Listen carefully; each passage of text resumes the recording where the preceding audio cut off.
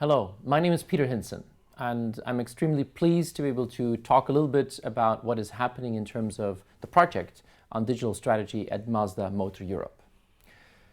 There is, at this moment, something happening. There is a revolution. Something fundamental is going on, and we are living truly in a world where technology has become part of society. We are never offline, and we are embracing technology like never before.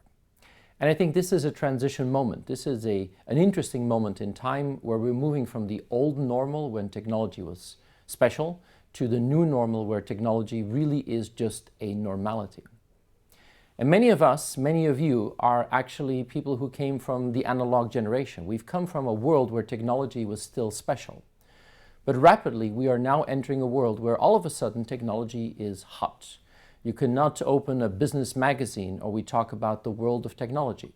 Technology has become part of society. Technology has become also extremely addictive. We only have to look at our children to see how completely ingrained they are in the world of technology. But technology in today's society has become extremely relevant. It's almost impossible to book a hotel without technology. It's impossible to actually do financial services. Or in the case of, for example, healthcare, when something like Obamacare, the website doesn't work, it fundamentally breaks down the healthcare system. Technology has become completely normal in today's society. Our children are the most perfect illustration of that. The Atlantic talks about the touchscreen generation. We've all heard the stories about the 2-year-olds who can swipe like they were born with the capability to swipe. But I think it is fundamentally changing how we think about society. It's changing how we think about our families. It's changing basically everything that we take for granted. I adore this cover of the New Yorker where it talks about a typical family reunion 20, 25 years ago and puts that in contrast with a typical family reunion today in today's society. And certainly the next generation, people who were born after 1986, the Generation Y, my favorite definition for them is work for them means the brief period during the day where they actually still have to use the old technology. And this is interesting. We are living in those times, and I like to compare it with a swimming pool. There's the shallow end of the pool, which is the last 20 years. We're in the middle of the pool, and we're about to be thrown into the deep end of the digital pool where technology really just becomes a normality. But we're all quite aware of the fact that digital is now important. I think it is interesting to look a little bit ahead, what's coming after that period.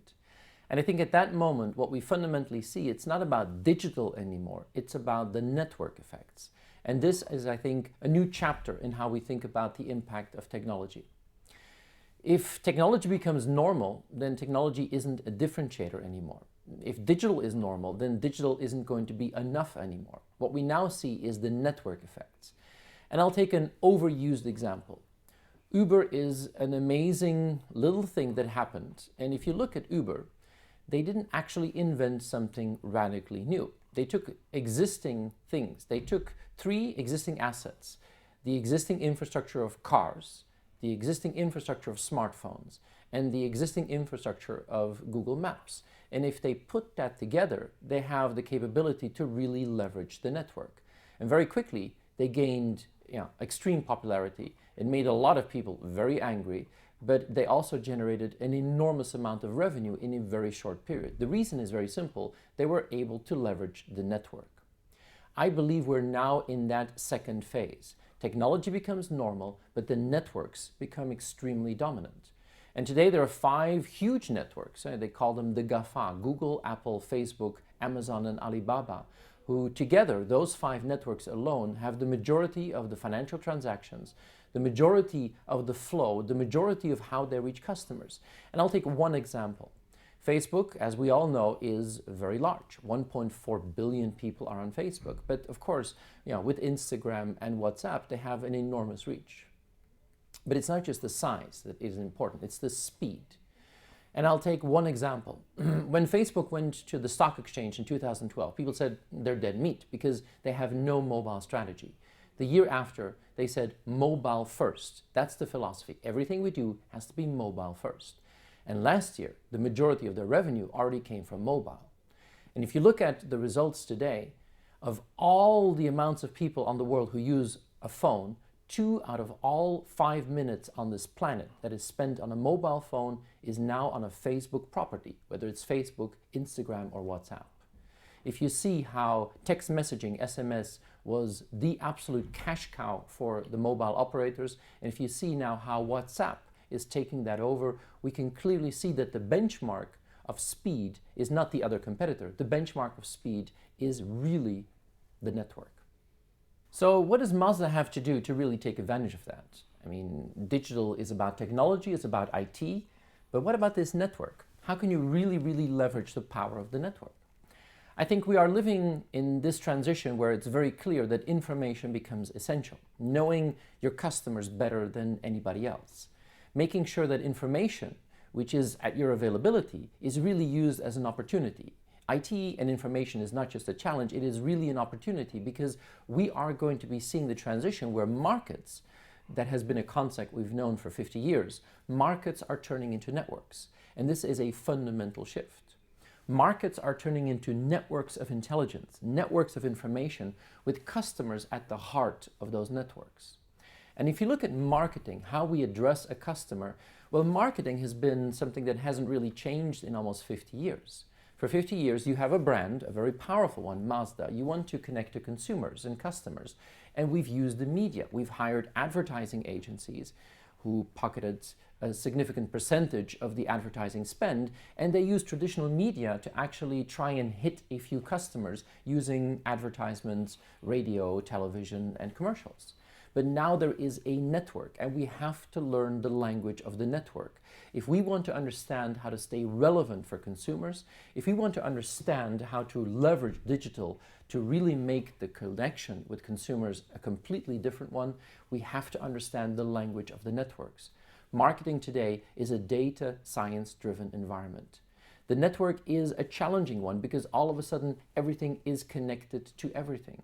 Yeah, we are living through a transition where linear doesn't work anymore, and we have to figure out how to understand the non-linear dynamics when markets actually become networks. I've always used this example, the linear pendulum. It's something every engineer studies.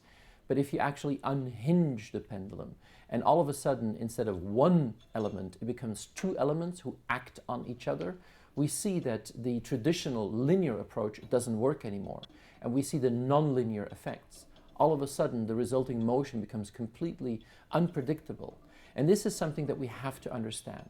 Once we move from digital into the age of networks, understanding the customer journey in a world of networks means that we have to embrace the non-linear aspects of how we actually approach customers. You're close to Silicon Valley at this moment, and Silicon Valley has been the mecca of IT for a very long time. It's where the giants like Hewlett-Packard and Intel were created, and there is a certain folklore and a certain history about the place. But what we now see is that the next generation of companies who understand how to connect to consumers completely differently, they have a different approach. If you look at Tesla, for example, Tesla has this extreme customer centricity built in. But actually, Tesla is almost not a technology company. It's a bunch of technologists who are using technology to connect to customers completely differently and are rethinking, almost disrupting the world of automotive. And this is certainly a theme. Facebook is a bunch of technologists out to disrupt the world of advertising. PayPal is disrupting the world of finance. We see that Uber is disrupting the world of logistics. Netflix is disrupting the world of television, and Airbnb is rapidly disrupting the world of hotels. We're entering a world where we now see technology that is not just used to build technology. Technology is used to rethink customer relationships, spread the network, and have a complete disruptive effect on very many business models. I believe that once markets become networks, companies have to reinvent themselves to become networks as well. Today, we still run organizations, often in a very traditional, very hierarchical, very structured approach. We still run companies like they were built for the 20th century. But if the outside world becomes a network, then I think companies have to adopt the metaphor of networks as well. They have to understand how to become fluid again and how to actually allow this technology to enable companies to move as fast and as nimble as some of the startups out there. I've been deeply moved over the last couple of years by one example. When Stanley McChrystal, the commanding officer of the US Armed Forces in Afghanistan, went to Afghanistan, it was one failure after another, until he realized that it was his military command and control structure. He wasn't able to match the speed of the enemy he was fighting, because the enemy was a network, pumping around information faster than he could. He had to change his organization into a network in order to survive. I love it when he said, it takes a network to fight a network. And I believe companies who want to be active in the age of networks have to understand the dynamics of moving as fast and as agile and as nimble as a network as well. So what does this mean for Mazda? In Mazda Motor Europe, what we see is that if you look at something like a digital strategy, it's not just a digital strategy. It's not just an add-on. It's not just another channel to figure out how to reach a few customers who are digitally savvy. It's fundamentally rethinking how Mazda is going to work in an environment where digital becomes normal. And of course, there's a very large technology component. Technology is the fundamental. So IT and technology have to be there in a world where there is a zero tolerance for digital failure. So it's about a technology transformation. But the most essential will be that in this new customer journey, where the customer is central, where the customer is addressed, the customer lives in a network of information, that Mazda learns how to speak the language of the customer and really leverages the power that you have and the brand that you have to make that customer journey something that is truly unique. But at the same time, what it means is that organizations will have to become fluid as well. You cannot address a completely new world in the outside where technology is normal and networks are the norm and still have old structures to approach that. It's about embracing the power of the network within Mazda and allowing the fluidity to make sure that you are fast, nimble, and capable to act extremely quickly. I can only wish you a lot of success. Thank you very much.